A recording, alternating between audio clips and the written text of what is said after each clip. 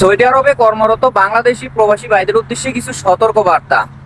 দেখেন, আমরা বাঙালিরা এত ভালো যে সৌদি আরব পুলিশ আমাদের এক নজরও দেখতে পারে না, তারা আমাদের চোখের লীলাও দেখতে পারে না। এক কথায় আমাদের উপরে কিন্তু সৌদি আরবের পুলিশেরা অনেক ক্ষুব্ধ।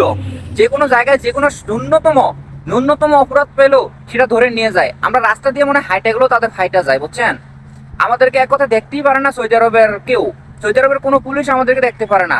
আমাদের যে কোনো টাইমে যে কোনো একটা উসিলা দেখে, আমাদের আকাম আছে, পাসপোর্ট আছে, সবকিছু আছে, তারপরে আমাদেরকে ধরে ধরে দেশে পাঠিয়ে দেয়। এটাই আমাদের কপাল, আমাদের ভাগ্য ভালো না। তো আপনাদের উদ্দেশ্য বলতেছি, খুব সতর্ক থাকবেন। আপনারা এমন কোনো কাজ করবেন না, বিশেষ করে আপনি এমন কোনো কাজ করবেন না যার কারণে সৌদি আরবের কর্মরত 30 লক্ষ বাঙালির সমস্যা হয়। আপনার একজনের উসিলায় সবার খারাপ হইব, সবাইকে খারাপ জানবে। তো আপনি যদি ভালো করেন তাহলে আপনার উসিলায় সারা বাংলাদেশের সারা সৌদি আরবের বাঙালি প্রবাসীরা কি প্রশংসায় আসবে। তো জীবনে এমন কাজ করবেন না যাতে আমরা অপমানিত হই, আমরা বাংলাদেশিরা অপমানিত হই। উদ্দেশ্যে বলতেছি, কিছুদিন আগে দুজন প্রবাসী আর একজন সৌদি আরবের নাগরিককে আটক করেছে, সৌদি পুলিশ আটক করেছে। তারা মরুভূমি দিয়ে অবৈধভাবে হজ পালন করতে চাচ্ছিল। মাঝপথে ড্রোন ক্যামেরার মাধ্যমে তারা ধরা খাইছে, তাদেরকে আটকে ফেলছে এবং তাদেরকে শাস্তির আওতায় নিয়ে আসছে।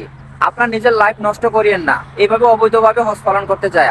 কখনই এই সমস্ত কাজ থেকে বিরত থাকবেন। সৌদি আরবে বিশেষ করে যে কোনো অবৈধ কাজ থেকে বিরত থাকবেন। বৈধ কাজে যদি টাকা পয়সা বেশিও লাগে তারপরেও বৈধ কাজ করার চেষ্টা করবেন। অবৈধ কাজ থেকে বিরত থাকবেন, কারণ সৌদি আরবের পুলিশ অনেক খারাপ। বিশেষ করে আমাদের বাংলাদেশিদের জন্য অনেক বাজে ব্যবহার করে আমাদের সাথে।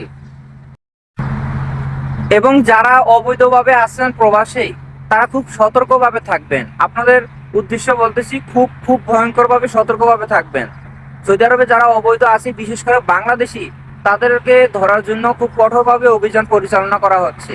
আপনারা যে যে কাজে আছেন খুব সতর্কভাবে কাজ করবেন। যদি কোনো সতর্ক সংকেত পান, সাথে সাথে ওখান থেকে সরে যাইবেন। এটা আপনাদের কাছে আমার অনুরোধ রইল। কারণ আপনারা বাবা মার কঠোর পরিশ্রমের টাকা দিয়ে সৌদি আরবে আসছেন, বিদেশে প্রবাসে আসছেন, কখনই হারাম পথে টাকা দিয়ে আসেন নাই। কঠোর পরিশ্রম করেন, ইনশাল্লাহ খুব দ্রুতই সফলতা অর্জন করতে পারবেন।